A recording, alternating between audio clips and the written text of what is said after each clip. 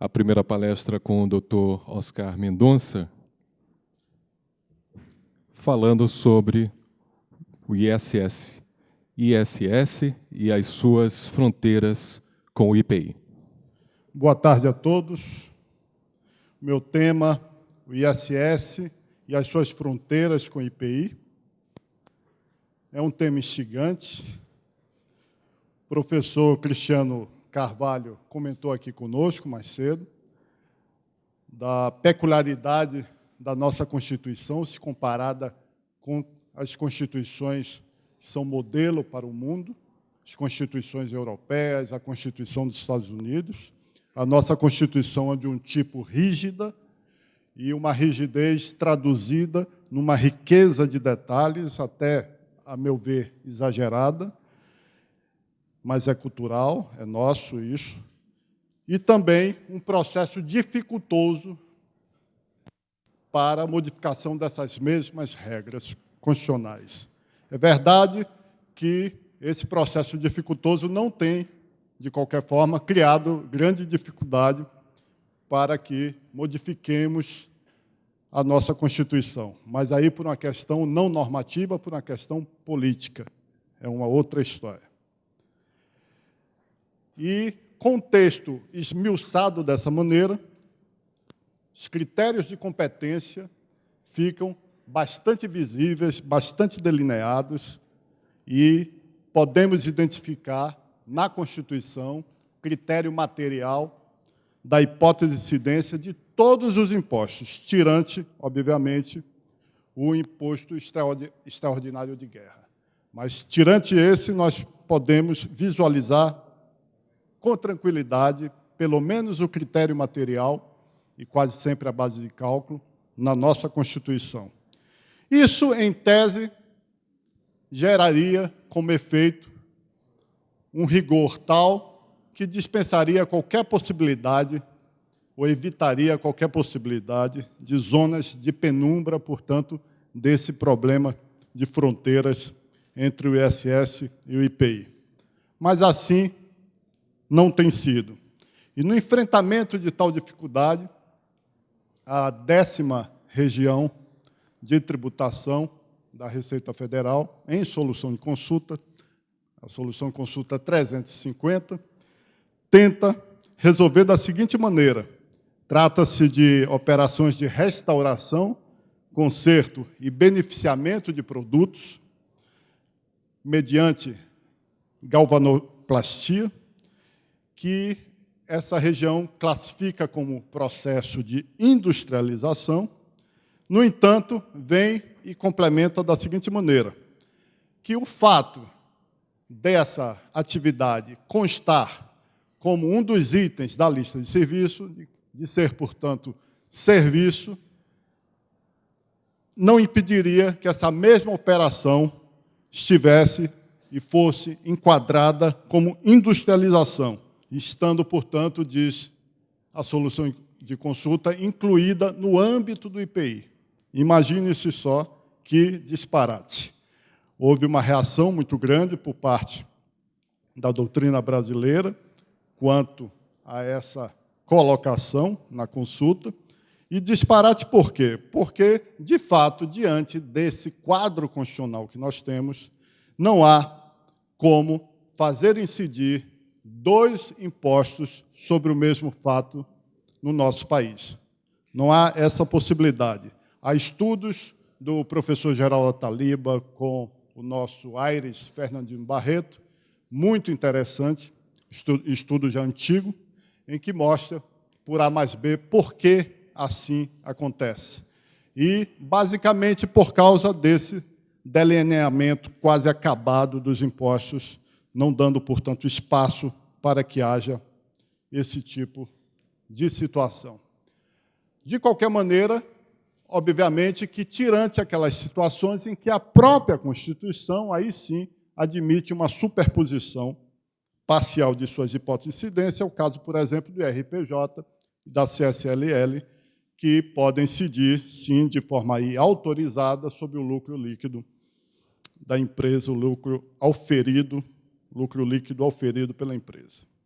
Bem, mas vamos, então, já que estamos falando do IPI, do ISS, da fronteira, zona de penumbra entre esses dois impostos, vamos examinar quais são os núcleos das hipóteses, portanto, estou falando de critério material das hipóteses do ISS e do IPI.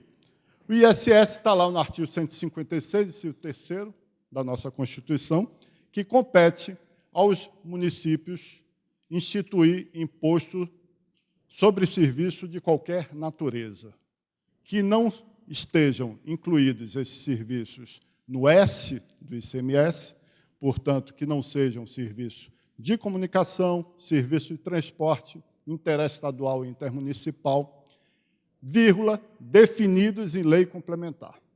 Aí chegamos numa polêmica que já vem durando muitos anos, agora mais esmaecida, né, sobre o acerto do legislador complementar ao agir da maneira que agiu ao legislar, criando uma lista de serviços anexa à lei complementar. Será que isso seria o definir, portanto, definidos em lei complementar? Não teria que criar, talvez, um conceito do que fosse serviço e colocar isto lá na Constituição? Eu confesso que já pensei de forma contrária, mas hoje me parece que é uma das possibilidades, sim. Eu não vejo qual é o problema.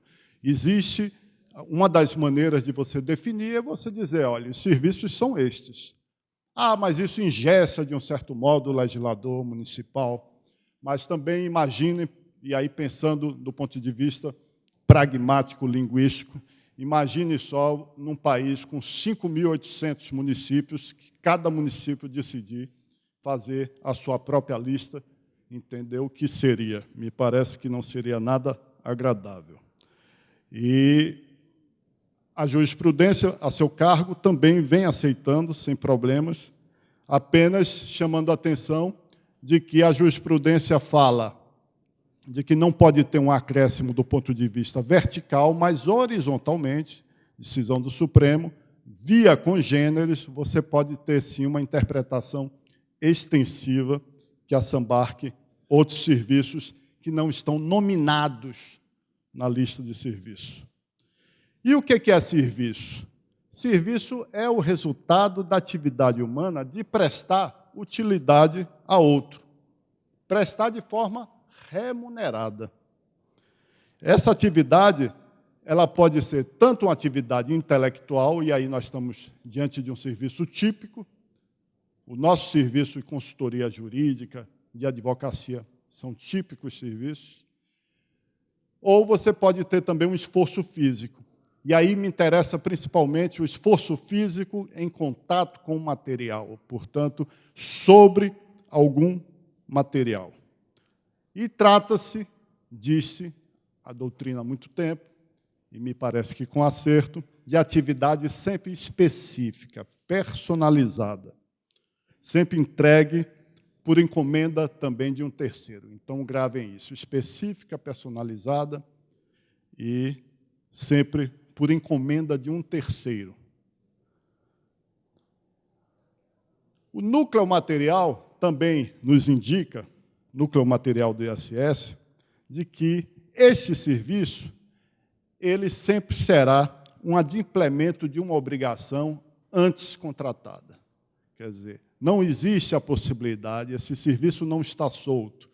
Ontem, como bem disse aqui o nosso mestre, Tarek Mussalem, que também foi professor hoje pela manhã no curso de Lógica, um pequeno aperitivo que conseguimos que ele fizesse aqui para vocês, com muito sucesso.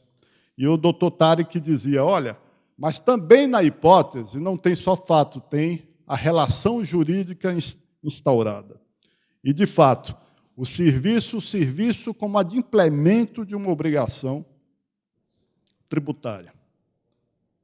Do mesmo modo, consta da nossa Constituição o núcleo ou critério material da hipótese do IPI. Aí, nesse ponto, a Constituição é bastante lacônica. Ela diz que compete à União instituir imposto sobre produtos industrializados. E o que vem a ser produtos industrializados? Aí nos socorre a lei complementar. A lei complementar vem e diz, o CTN, nosso velho conhecido, diz o que é. Diz que, na realidade, será qualquer modificação que se faça no objeto que venha alterar a sua natureza ou finalidade, ou que venha aperfeiçoar esse objeto para o consumo. É isso, portanto, isso é um tradicional conceito do nosso CTN, que deve ser preservado e me parece abusivamente regulamentado pela União. Portanto, eu prefiro ficar apenas com esse conceito que está na lei complementar. Aqui também me parece que estamos diante, na hora que falamos em industrialização, estamos diante de uma atividade humana de prestar utilidade a outrem, não de prestar utilidade a outrem, mas sim de produzir uma coisa. Utiliza-se do material e se produz algo para a venda futura. E aí, nesse caso, sempre material. Então, aqui já não há possibilidade de se falar numa atividade humana intelectual. Aí sim seria tipicamente serviço. Aqui sempre material. Decorrente também de negócio jurídico, vinculado também ao negócio jurídico. Ah, mas aqui, posteriormente, ora, isso é uma questão cronológica. Do ponto de vista jurídico, não tem importância nenhuma. Entendeu? Na realidade, o industrial, ele só, teoricamente, é que ele fabrica para depois vender. Na realidade, isso entra num ciclo, né? E tem momentos, principalmente na industrialização de hoje, que só se fabrica de acordo com a demanda já existente, com os negócios jurídicos, portanto, já contratados. Mas o que interessa, portanto, não é essa cronologia, o que interessa, portanto, é saber que está vinculado também a um negócio jurídico.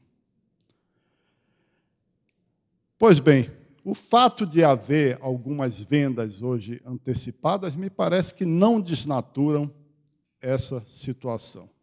Hoje é possível você chegar numa concessionária de carro e escolher uma série de itens, né, e ter um carro quase que personalizado.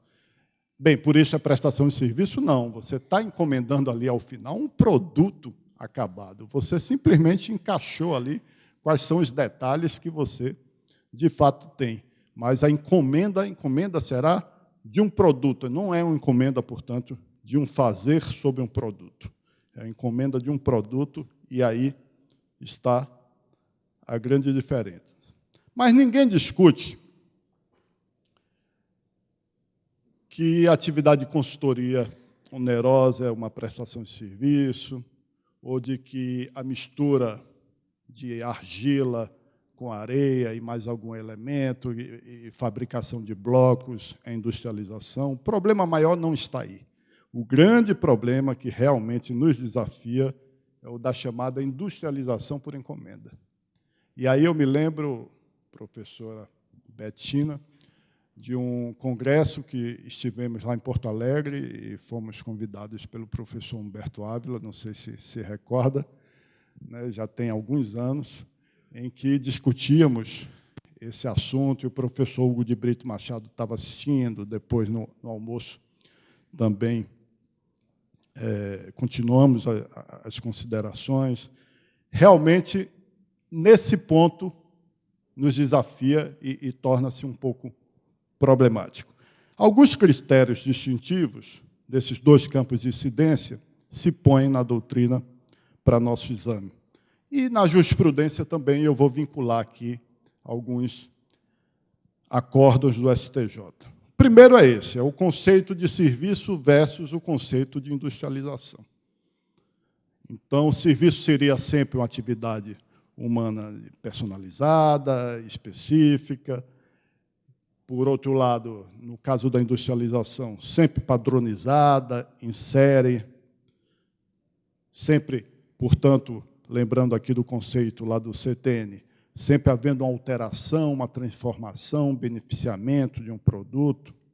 e fala-se em conceito prevalecente. Examina-se a atividade e vê qual é o conceito prevalecente, que sobre aquela atividade melhor se enquadraria. O STJ utiliza esse critério, me parece um critério fraco, um critério falho, ele utiliza, e tem 2 acordos que eu colhi para trazer aqui para as senhoras e para os senhores.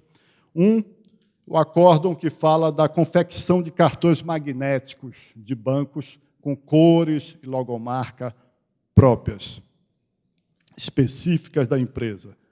Aí eu estou falando de relatoria do ministro Luiz Fux, do RESP 817-182 do Rio de Janeiro. Nesse caso, submetido ao ISS. O outro é da transformação de cabines simples de picapes em cabines duplas. Aí, entendido como, portanto, uma atividade submetida ao IPI, porque haveria essa transformação, essa é a palavra utilizada nos acordos, no acórdão. E aí eu estou falando do ministro Demócrito Reinaldo e o RESP 136-398 do Rio Grande do Sul. Também um outro acórdão, fabricação de móveis. Essa estaria submetida ao IPI, relatoria da ministra Eliana Calmon, e diz, ipsis literis, trata-se de matéria-prima que, trabalhada, tem a sua destinação alterada. Vejam que é uma indicação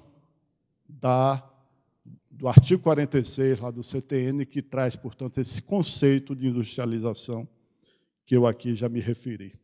Igualmente, fabricação de sacos de papel, que é considerada industrialização, ainda que contenha nesses sacos de papel a inscrição de alguns elementos gráficos da empresa que encomendou esses sacos. Tal personalização, diz o acórdão, não prevaleceria, nesse caso, sobre a fabricação, uma vez que essa fabricação é em série padronizada desses sacos, e, portanto, aí a relatoria do Teori Zavascki, o RESP 725-246 de Pernambuco. Segundo critério que traz a doutrina, também a jurisprudência, me parece aí sim bem mais forte. Prestação de serviço é resultado de uma obrigação sempre de fazer. E, enquanto que a atividade de industrialização traduz-se numa obrigação de dar alguma coisa, sempre para comércio futuro, sempre, portanto, algo material. E aí nós temos algumas situações de que também não descaracterizam o fato, por exemplo, do raio-x. O raio-x é um típico serviço de diagnóstico, a um laudo, a um exame, portanto, feito pelo médico, a um laudo, ele assina e ele entrega isso num raio-x. O raio-x, quer dizer, aquela base, aquela chapa, como chamamos aqui na Bahia, aquela chapa é tão somente algo acessório, é um meio, portanto, para se chegar a um fim. O que interessa é exatamente o trabalho intelectual e material do médico. E, no inverso, quando você contrata aquela bancada para colocar em casa, para instalar a pia de sua casa, e necessita, portanto, que ela venha numa dimensão tal e qual, e, portanto, sofre corte e polimento, nesse caso, é o inverso. O corte e polimento, sim, são acidentais. O que interessa é que você está recebendo, portanto, um produto. Diz o STJ, a não ser numa situação em que você entregue a peça.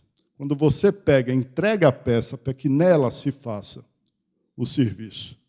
Nesse último caso, considero o STJ, para encomenda de peças de mármore, incide o ISS, pois trata-se de obrigação de fazer e não obrigação de dar. A peça, diz o acórdão, vai para outra empresa apenas para ser cortada e polida.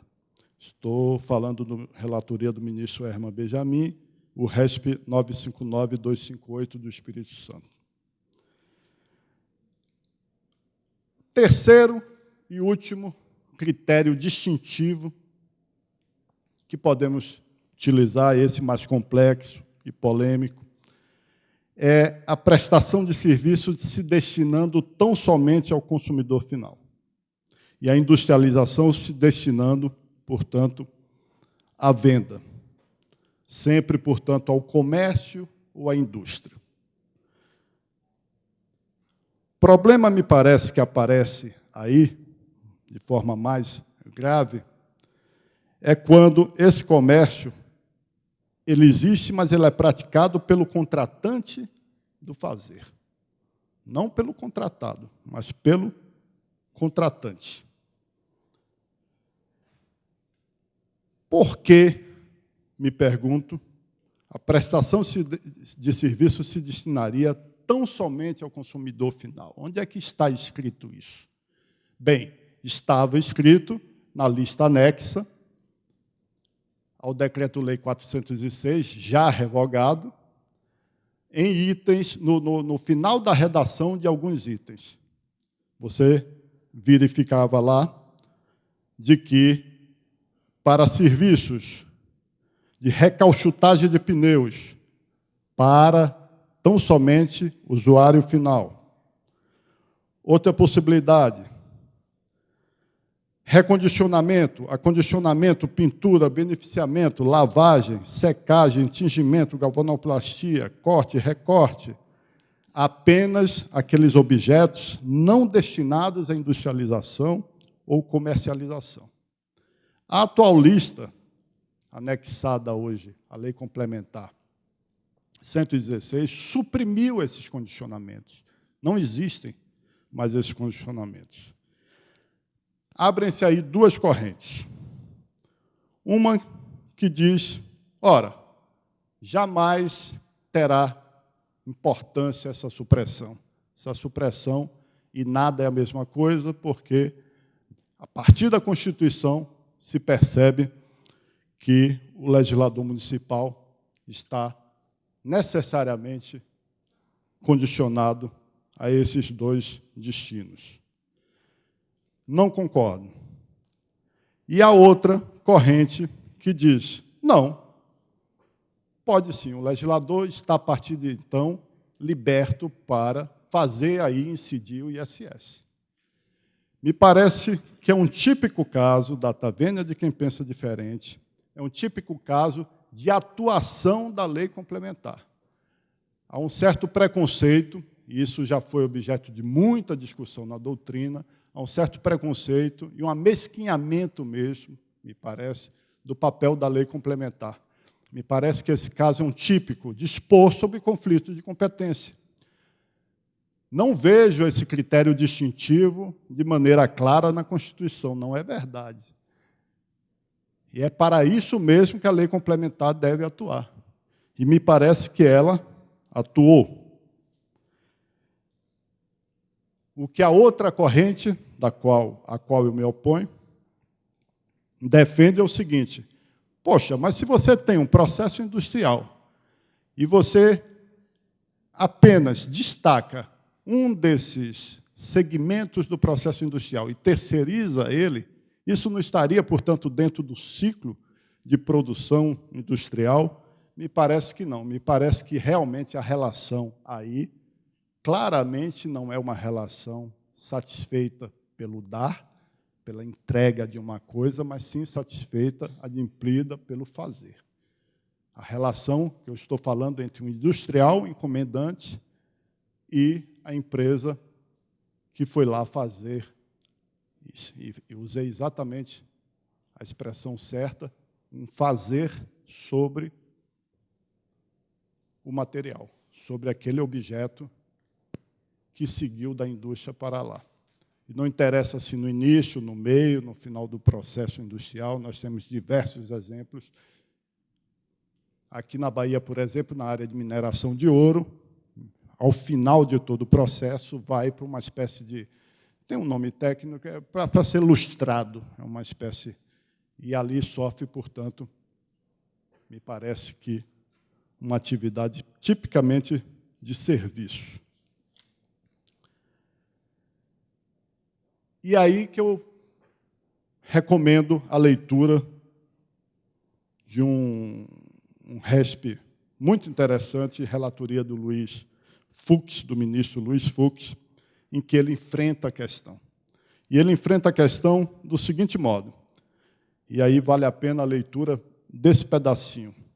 A industrialização por encomenda constitui a atividade fim do prestador. Atividade fim do prestador de serviço, tendo em vista que, uma vez concluída, extingue o dever jurídico obrigacional que integra a relação jurídica instaurada entre o prestador, responsável pelo serviço recomendado, e o tomador, encomendante. A empresa que procede ao corte, recorte, polimento de granito ou mármore, de propriedade de terceiro, e não sua, encerra sua atividade com a devolução encomendante do produto beneficiado. Estamos de acordo. Eu acho, e aqui eu concluo, de que há muito mais advogados estudando e interessados em defender as indústrias, não tenho a menor dúvida disso.